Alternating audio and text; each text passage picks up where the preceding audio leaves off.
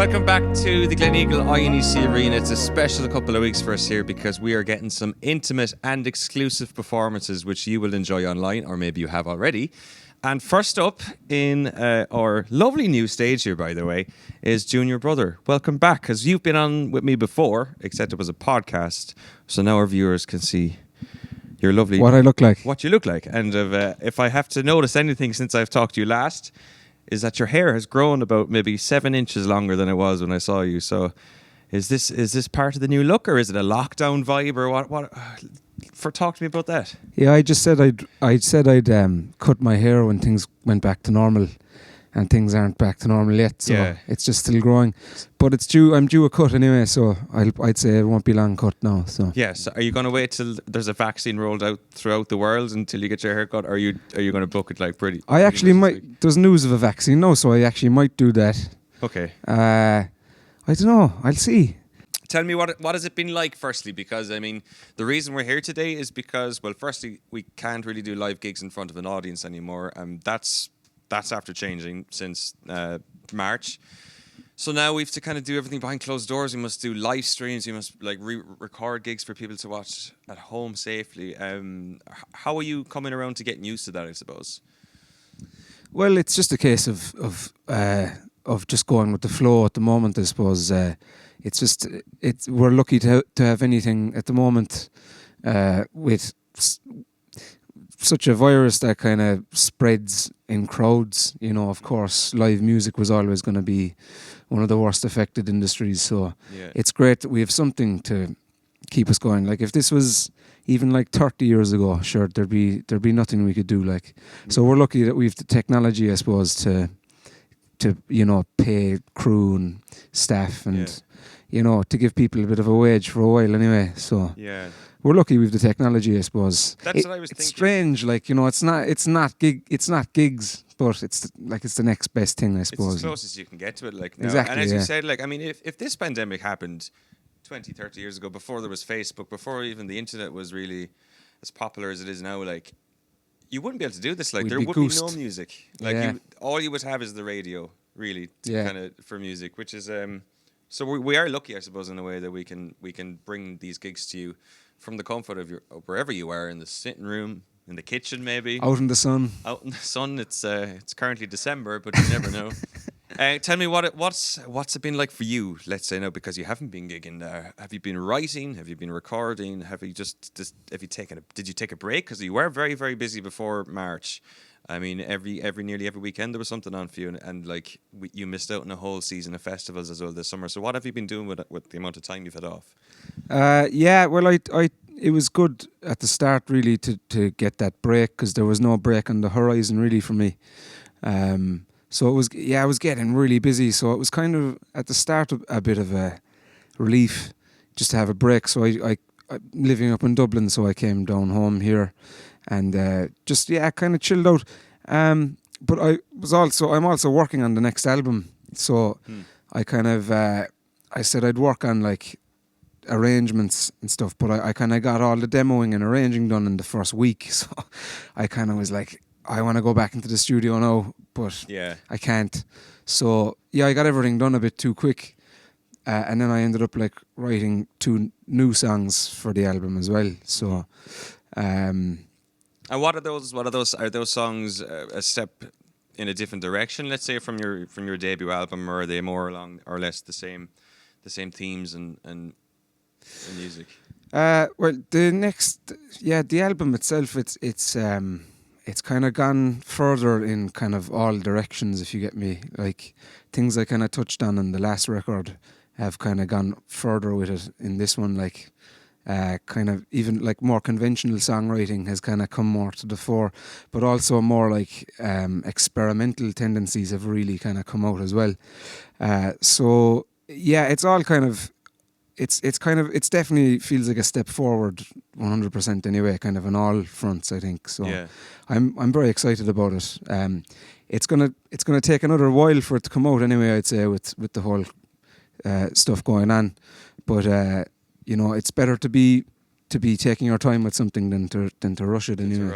Do you reckon, because obviously artists all over the world have had so much time off, do you reckon that there's going to be by the time like there'll be albums released again and more and more singles when people can come and actually record, will there be like an abundance of like brand new music out by even just Irish artists? Well, you'd like to think so, all right. Like with all this time that everyone has, you'd like to think there'd be great stuff. But there's lots of stuff coming out anyway. Like, you know, there's, in fairness, artists like fair play to them releasing albums during a time when nobody can go to gigs. Like, and you know, the fate of them is a strange one, but it's still great that people are ticking away. You know. Yeah, like I'm not sure what projects are kind of like myself kind of waiting to kind of come out. But you'd like to think that there'll be good stuff coming out after all this. I mean, there's a lot to talk about anyway, like, you know. It's a monumental time in human history, like, so there'll surely be a few good albums that'll come out of that, like, you know. Will the theme of quarantine and cocooning and vaccines and social distancing be in your music that's coming out? No, hopefully all those things will be a distant memory very, very soon. Yeah.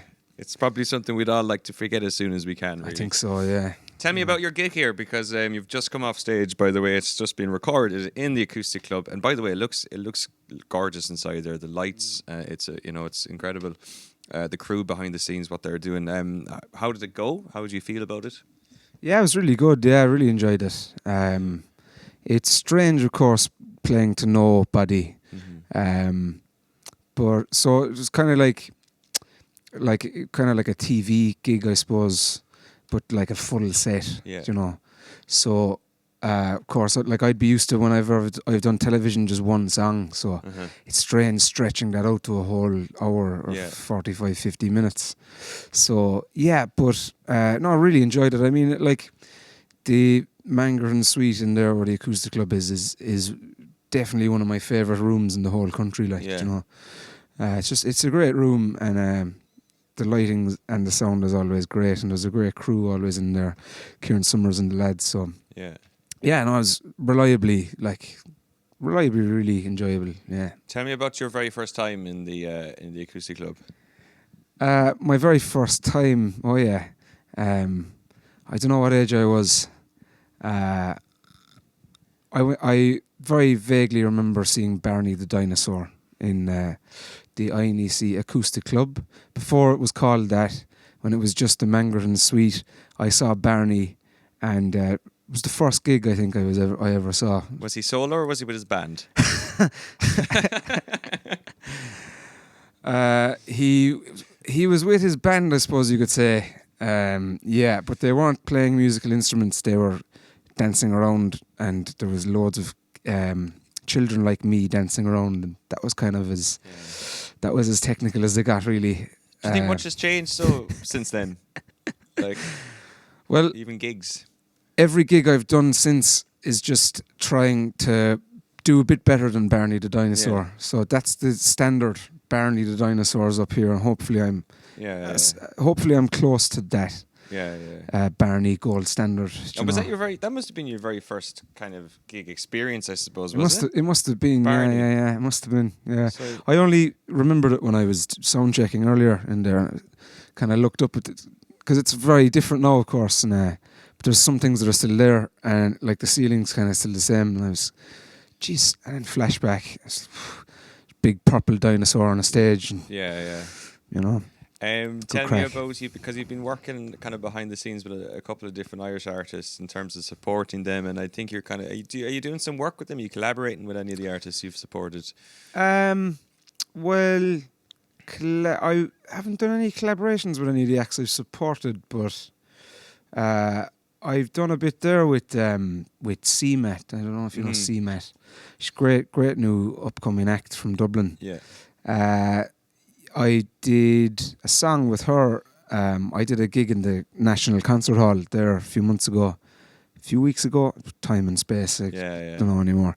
But she was a special guest, and we wrote a song together for it. And so we might be maybe releasing that at some stage. I'm not sure yet. But we've also collaborated on something that'll be out in the next week or two. So, very good. before Christmas it'll be out. Yeah. That's all I'll say about that, because is it a don't want to Christmas spill song? the beans. Maybe. Maybe a Christmas song. I'm going to keep you on tenterhooks there. I don't know how much I can or can't say. Okay. Well, but I suppose by the time this video comes out, it could be after. So But we just don't know. What I can say, it's part of CMAT's Christmas special. Okay, yeah. So she did a Christmas special, and we wrote a song for it, and that should be good. It was good when we wrote it, so it should be good when it goes out live. Very good. Looking forward to it. Tell me, even though any musician can't really predict the future at the moment, what are their plans? I suppose we're in December now, so let's say it's March next year. A vaccine starts to be rolled out, gigs start to come back a small bit. Like, what's the plan? Do you have a plan for 2021? The plan for 2021 really, I think, is just releasing standalone stuff, keeping an eye on the news and on vaccines, and it's just taking everything as it comes, isn't it? Like, for everyone, no one knows from one week to the next what's going to happen. Like, so at the moment, it's just taking things as it comes, and then hopefully as 2021 goes on, and I keep putting out more stuff, we'll know. We'll be a bit further out of the fog then, and we'll know a bit more what the future holds. So yeah. Well, I wish you the very best for 2021, and indeed all the years going forward. Thank you very much, Cathal. And let's hope that they're not as bad as this year has been. Yeah. They hardly will. I think it's only up from here. Up from here. Yeah. Well, best of luck, Junior brother, and continued success. And we can't wait to see what happens. And of course, to have you back here next year. Thanks, Cathal. Same to yourself. Cheers.